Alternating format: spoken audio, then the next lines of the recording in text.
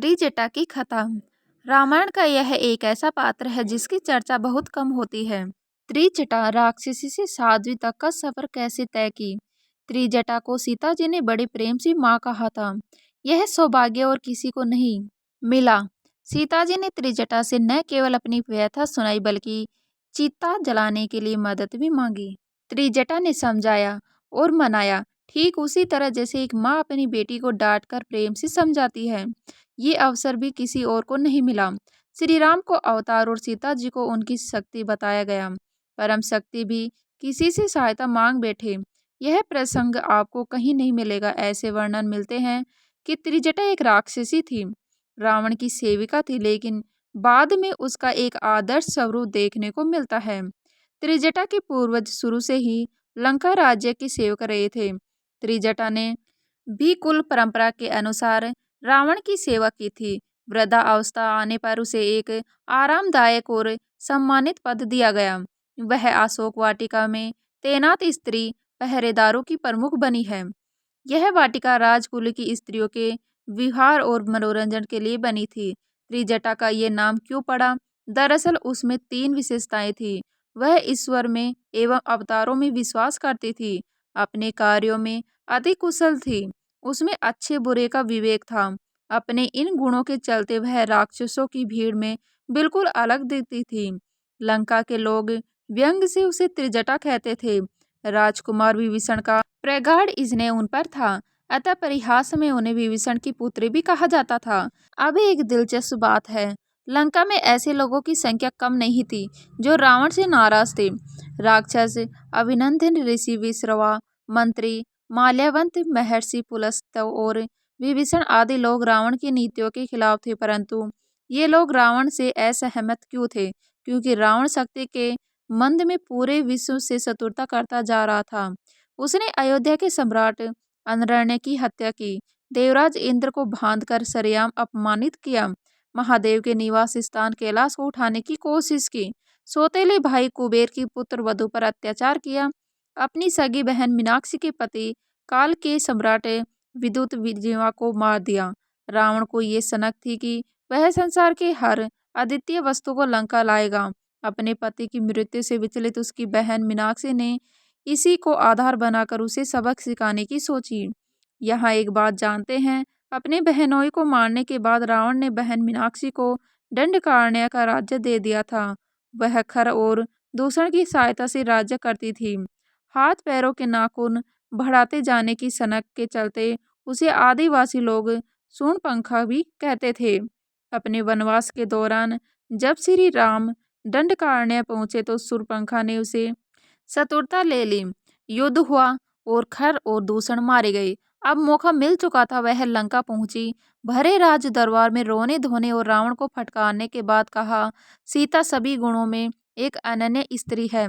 ऐसा लगता है जैसे उसे खुद विधाता ने गढ़ा है।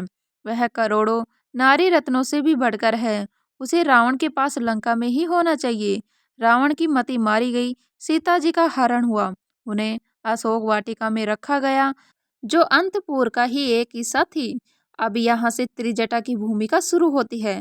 त्रिजटा ने 3 स्तरों पर अपने कार्य किए। सबसे पहले तो उसने श्री राम की पत्नी और अयोध्या की महारानी जनक नंदिनी सीता को लंका की परिस्थितियां समझाई। उन्हें एक विधान के बारे में बताया। दरअसल पुत्र वधु पर अत्याचार के बाद महर्षि पुलस्त्य, विश्रा और नलकुबेर ने एक श्राप रूपी विधान बनाया था। इसके अनुसार रावण किसी स्त्री के अनुमति लिए बिना उसे नहीं अपना सकता था।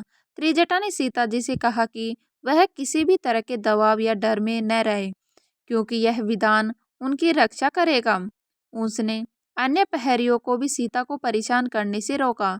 दूसरे स्तर पर त्रिजटा ने विभीषण, अभिनंदन आदि प्रभावशाली लोगों को इसकी सूचना दी।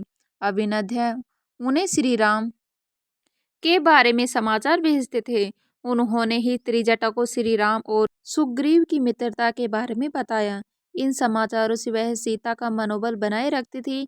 तीसरे स्तर पर उन्होंने राजकुल की स्त्रियों को विश्वास में लिया। उन्हें बताया कि सीता जी अयोध्या नरेश राम की पत्नी और मिथिला के सम्राट जनक की पुत्री है। ऐसी स्त्री का हरण विनाशकारी है। लंका की महारानी मंदोदरी ने सीता को छोड़ देने की सलाह अपने पति रावण को दी। मेघनाथ की पत्नी सुलोचना ने भी खुलकर सीता जी का समर्थन किया। रावण की चतुराई धरी रह गई। उसने बहुत गोपनीय ढंग से सीता हरण किया था, लेकिन सारी लंका जान गई। जल्द ही हनुमान भी आग पहुंचे।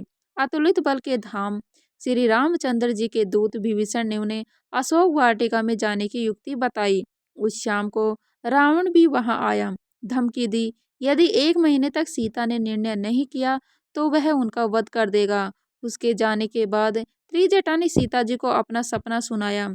श्री रामचरितमानस के अनुसार त्रिजटा ने कहा, सपने वानर लंका जारी, जातु धान सेना सब मारी। मतलब वानर ने लंका में आग लगाई है और राक्षस सेना को मारा है।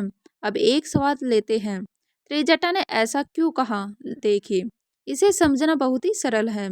वह जानती थी कि राम के दूत जरूर आएंगे। उनके द्वारा कोई ऐसा कार्य जरूर होना चाहिए जिससे शासक वर्ग भयभीत हो उठे। रावण का मनोबल टूटना बहुत जरूरी था। यह कार्य आग ने किया। रावण की प्रतिष्ठा उसकी अजेयता में थी। उसकी राजधानी में शत्रु द्वारा आग लगाने से उसकी यह प्रतिष्ठा धूल में मिल गई। उसके मित्र राजाओं ने सोचा, जो अपनी राजधानी नहीं बचा सका वो हमारी रक्षा कैसे करेगा। इसका नतीजा क्या निकला? श्री राम की सेना पूरा दक्षिण भारत पार करती हुई समुद्र तट पर आ पहुंची। किसी राज्य ने उन्हें नहीं रोका। आगे हम जानते हैं। भयंकर युद्ध हुआ। रावण ने जब पराजय होती देखी तो मनोवैज्ञानिक अस्त्र चलाया। एक नकली मस्तक बनाया जिसका चेहरा हूबहू श्री राम के जैसा था। यह सिर अशोक वाटिका में माता सीता को भेजा गया। वह चाहता था कि निराश होकर सीता जी अपने प्राण दे दे। त्रिजटा ने रावण की माया भाप ली और सीता जी की रक्षा की। युद्ध का परिणाम धर्म की विजय में हुआ।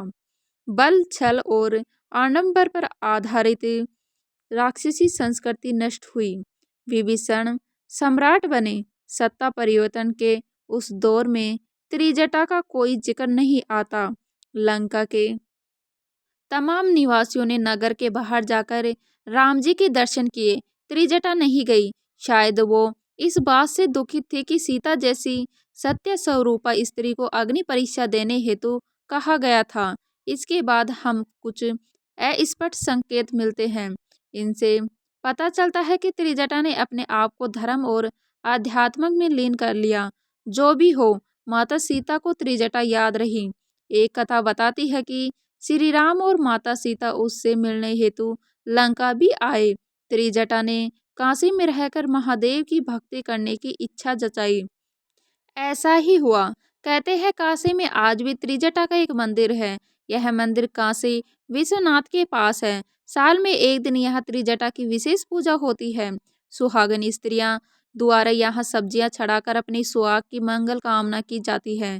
त्रिजटा की कथा बताती है कि परम शक्ति के साथ जुड़ाव और अच्छे लोगों की मदद करना कभी व्यर्थ नहीं जाता। माता सीता की मदद करके न केवल उसने अपने पूर्व जीवन का प्रायश्चित किया बल्कि श्री राम की विजय में ही सहायता बनी। इस एक घटना ने लंकावासी राक्षसी त्रिजटा को काशीवासी साध्वी त्रिजटा में बदल दिया है। तो उम्मीद करती हूँ आज की हमारी ये वीडियो आपको अच्छी लगी तो लाइक करें, शेयर करने हैं तो प्लीज़ सब्सक्राइब कर लीजिएगा। मिलते हैं इसी तरह की नई वीडियो के साथ। तब तक के लिए जय हिंद, जय भारत, जय श्री राम।